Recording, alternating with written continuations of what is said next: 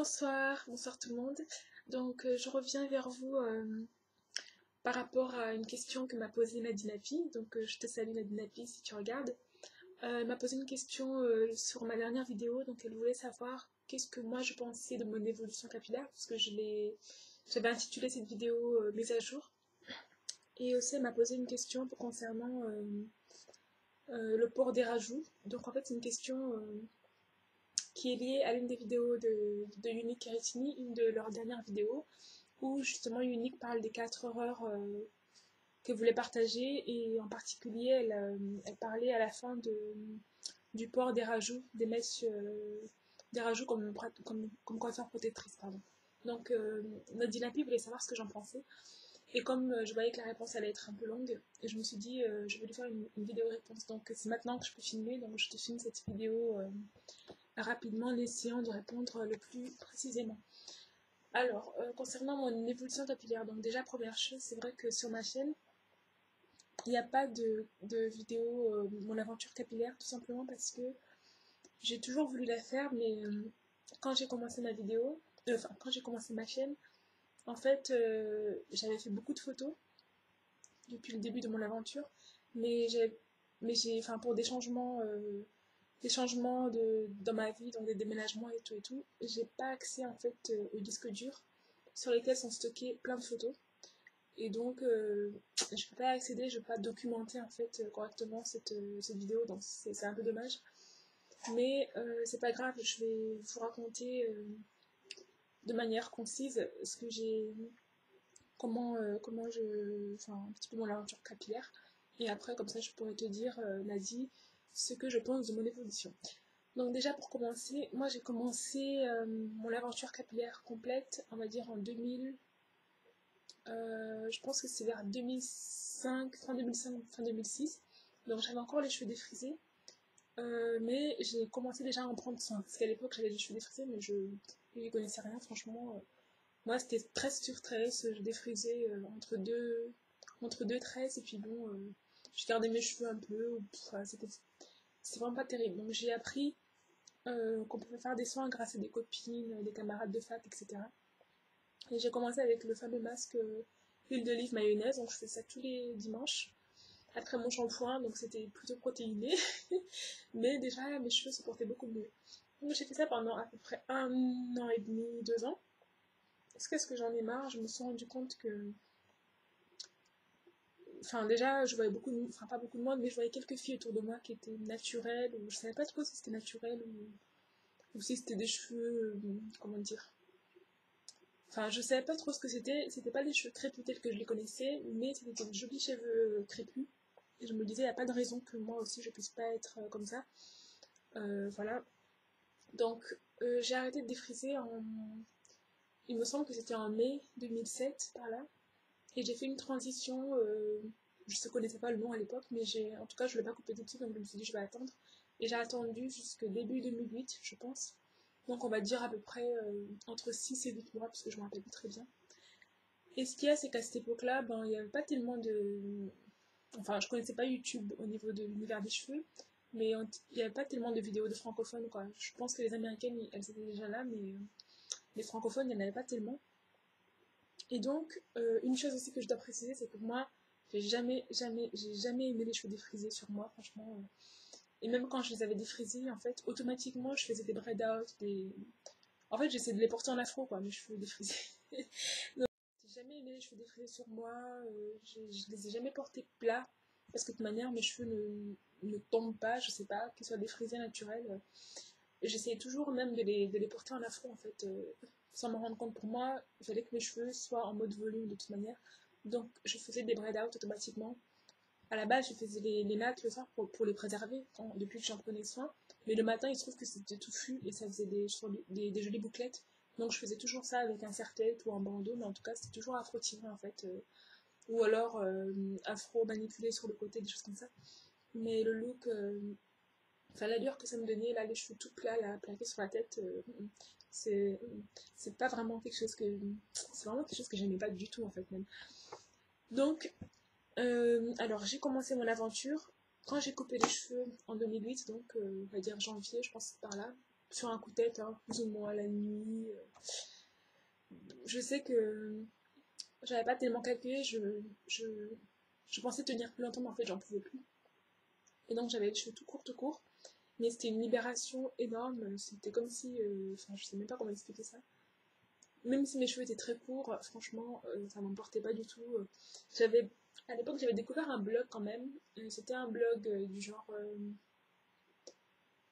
genre Zelaba peut-être.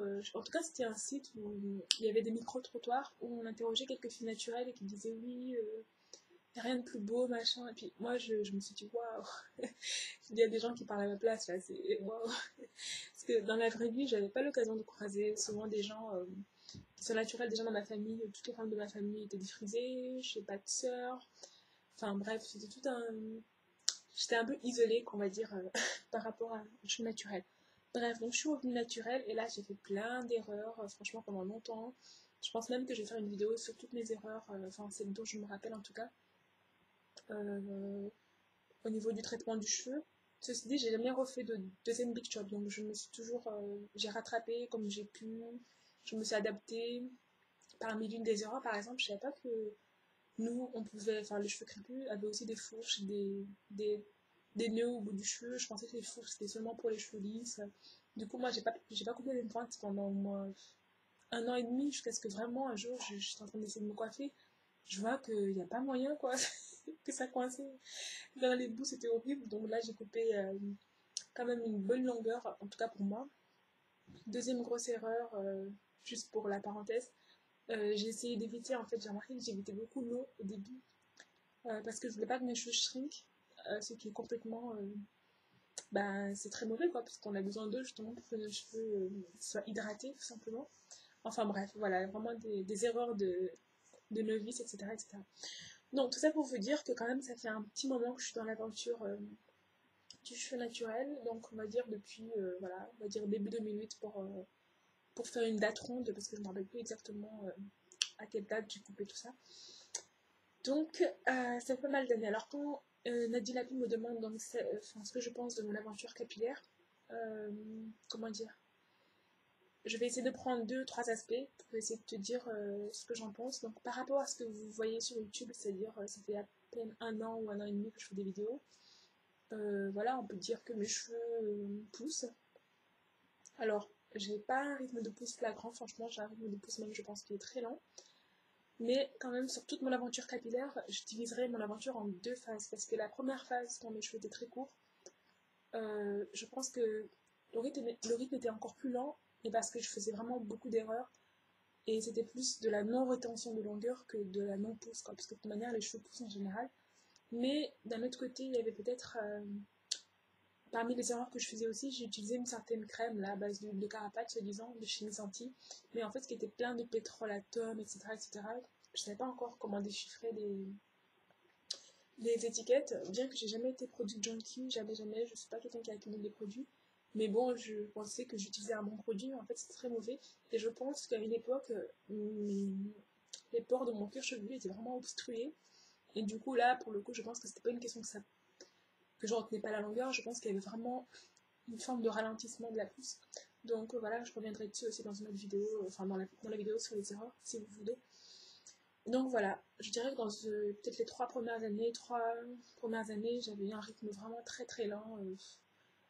C'était vraiment, ça poussait, mais bon, ça poussait vraiment vraiment doucement. Et là, depuis quelques années, depuis que j'ai commencé mon aventure capillaire sur YouTube, ou même un peu avant, là, je commençais à avoir une vraie évolution au niveau de la longueur, quoi. Je fais une évolution en tout cas qui me paraît plus appropriée, quoi. Le deuxième facteur aussi pour ma pousse qui est assez lente, je trouve, c'est aussi que j'ai une carence en fer. Donc parfois je prends des compléments en fer hein, parce que je suis alignée. Et ça, il faut savoir que le fer, c'est quelque chose qui joue beaucoup sur la pousse du cheveu, les ongles, tout ça. C'est vraiment des minéraux dont on a besoin. Donc pour les personnes, enfin pour la vitalité, hein, tout simplement aussi, on peut être souvent fatigué, etc., etc. Alors ça vient par phase. Moi j'ai eu une phase où j'étais très très très carencée, mais vraiment très carencée, je le sentais, j'étais fatiguée tout le temps. Et c'est quand j'ai fait le diagnostic que j'ai commencé mon traitement. Donc je sais pas, peut-être qu'il y a des filles enfin, ou des gens en tout cas qui sont carencés mais qui sont pas au courant. Si vous vous sentez fatigué tout le temps, que vous trouvez que vos cheveux sont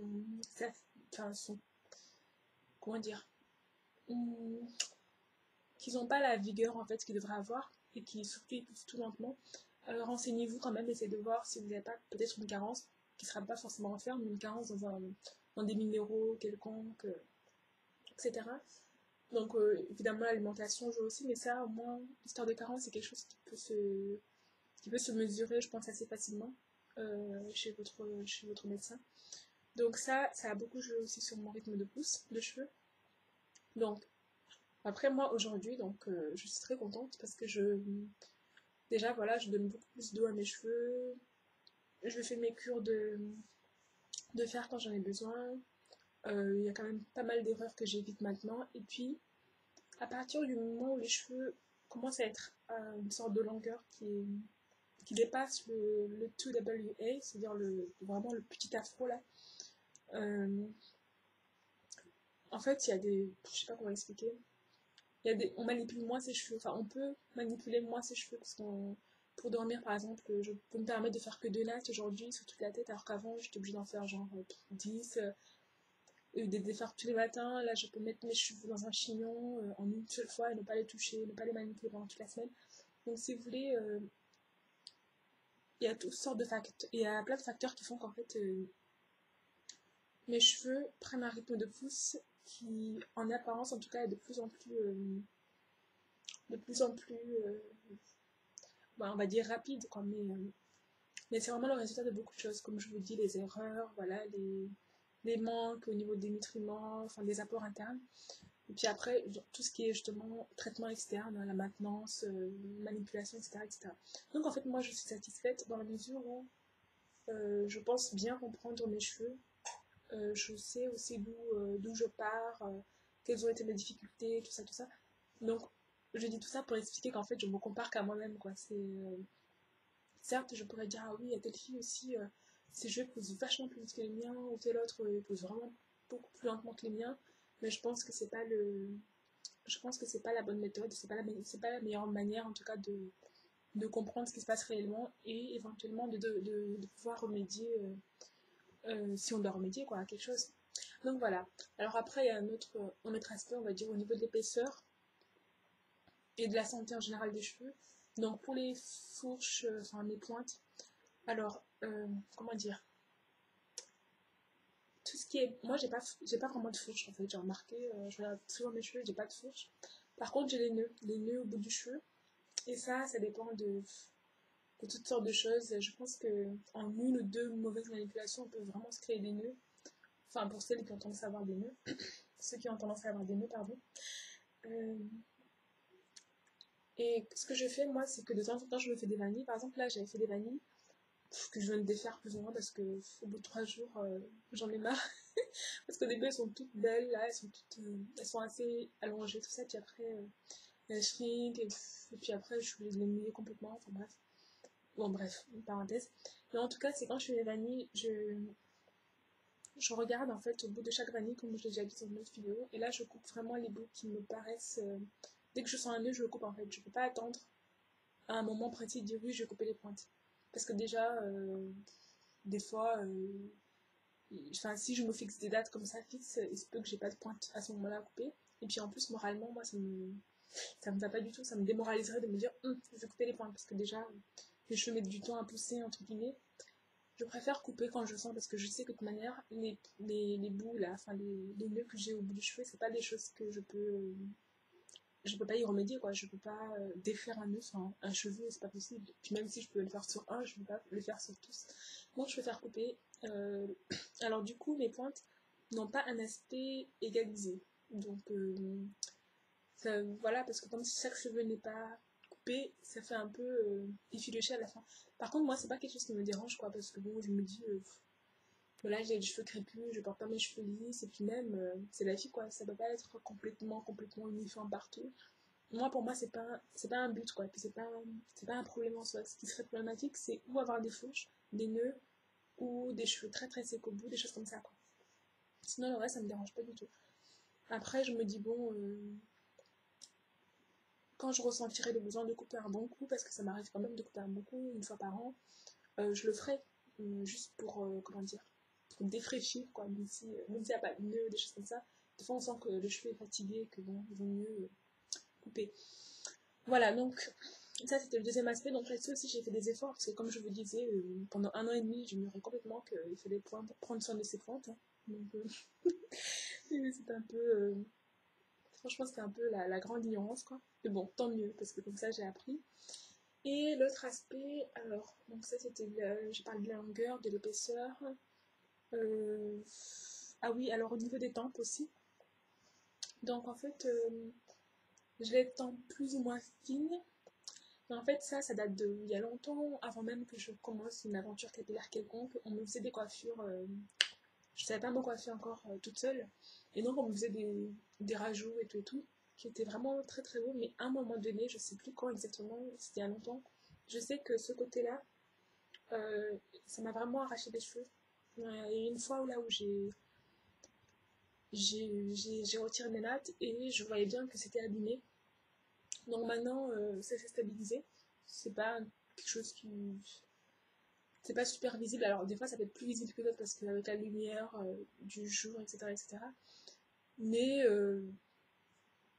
depuis que je prends soin de mes cheveux, en fait, ça va bien. Surtout depuis que je sais me coiffer moi-même avec mes rajouts. Donc, ça, je vais en parler justement par rapport à la deuxième question. Donc, ça, bon, je dirais que c'est bien que j'ai pris conscience de ce que c'est qu'une aventure capillaire, de ce que c'est que s'occuper de ses cheveux. Parce que quand c'est comme ça, on peut en fait tout simplement mieux gérer ce genre de comment dire, d'aspect de ses cheveux quoi. C'est-à-dire que j'ai pas les tempes méga fournies, mais j'ai pas les tempes non plus méga dégarnies. Enfin, je veux dire, voilà quoi, c'est quelque chose, c'est une chose à laquelle je fais attention, mais c'est pas non plus un sujet de grande préoccupation quoi. Quand je dis je fais attention, par exemple, je vais pas faire des micros, des micro nattes, la toute petite, je sais que ça, c'est pas possible, ça va m'arracher les cheveux. Voilà, quand même si j'avais les tempes en extrême bonne forme, je ne ferais pas ça non plus parce que maintenant je sais. Mais je ne veux pas me faire tresser trop serré, enfin, je vais tout essayer de faire pour éviter. Et puis, bon, après, ça veut dire que moi-même, je fais pas des erreurs, hein, puisque j'en ai fait, j'ai même posté une vidéo sur. Une fois, j'avais fait une erreur, justement, j'avais mis des nattes collées devant, et puis j'avais fait des rajouts derrière, et ça a quand même trop tiré. Donc voilà, je pense que l'important, c'est d'être consciente, et puis voilà quoi, d'être à l'écoute et de pas forcément se blâmer automatiquement quand on a fait une erreur. Je pense que bon, ça peut arriver quoi, mais après il faut pas le renouveler. Donc voilà, je pense que j'ai beaucoup parlé, mais en tout cas c'est pour te dire que aujourd'hui mon aventure capillaire, ce que j'en pense c'est que je suis contente dans la mesure où je trouve que je suis à l'écoute de mes cheveux. Quand il y a du positif ou du négatif ou quelle que soit la chose qu'il y a, j'essaie de comprendre et de regarder en fait par rapport à mon parcours propre et de voir en quoi je peux améliorer ou pas, ou si c'est quelque chose de bien, comment je peux le maintenir, quoi. Donc voilà, moi je pense que c'est ça le propre en fait de l'observation d'une aventure capillaire. Voilà, alors pour la deuxième question, tu me demandais donc ce que je pensais de ce que disait Unique par rapport au rajout. Donc en fait, je pense exactement la même chose qu'elle, je pense. Bon, peut-être pas exactement. Alors ce que je pense, c'est que oui, en effet, on n'est pas du tout obligé de faire des coiffures prothétiques avec rajout pour faire, entre guillemets, pousser ses cheveux, c'est-à-dire pour protéger ses cheveux en fait, comme coiffure protectrice. Parce que c'est pas le fait de porter les rajouts qui va forcément protéger vos cheveux. Pourquoi? Parce que, les rajouts artificiels, c'est-à-dire qu'ils sont pas, enfin, artificiels, les rajouts qui ne sont pas la laine, c'est-à-dire des rajouts faits en plastique. Premièrement, en général, ils sont rêches, quel que soit les styles de marque par rapport à notre cheveu, c'est trop rêche, c'est sec. Et parfois même ça peut couper, ça peut, comment dire, en tout cas abîmer la fibre capillaire parce que je sais pas si vous avez essayé, mais genre les Kenakeno, c'est des mèches qui sont tellement à l'état brut, comme ça, c'est des mèches qui sont tellement rêches que si vous prenez une fine partie que vous passez sur votre main ou sur votre doigt comme ça peut faire un peu mal, donc imaginez sur un cheveu quoi. Moi je pense que voilà, c'est pas une nécessité et surtout, même si on peut les porter, surtout pas enchaîner les coiffures comme ça avec mèche sur mèche là, comme peut-être qu'on a pu faire avant ou que peut-être certains font encore. Mais là, votre cheveu il est fatigué, il doit porter le poids de la mèche, il doit supporter la sécheresse. Enfin, votre cuir chevelu aussi doit supporter la traction. Je pense que c'est vraiment une très très mauvaise idée d'enchaîner, d'enchaîner, d'enchaîner. Et donc, voilà. Puis ça permet aussi d'être un peu. Comment dire? Il faudrait se détacher aussi de ce. Comment dire? C'est pas un besoin que de porter des mèches en fait. C'est une option, mais ça ne devrait pas être un besoin quoi. Même si, comme je disais dans une autre vidéo, c'est pas quelque chose de récent. On a toujours mis des sortes de rajouts dans nos cheveux quand on regarde bien la coiffure traditionnelle. Mais là, on parle de mèches d'aujourd'hui, les mèches rêches, les mèches en plastique, les mèches.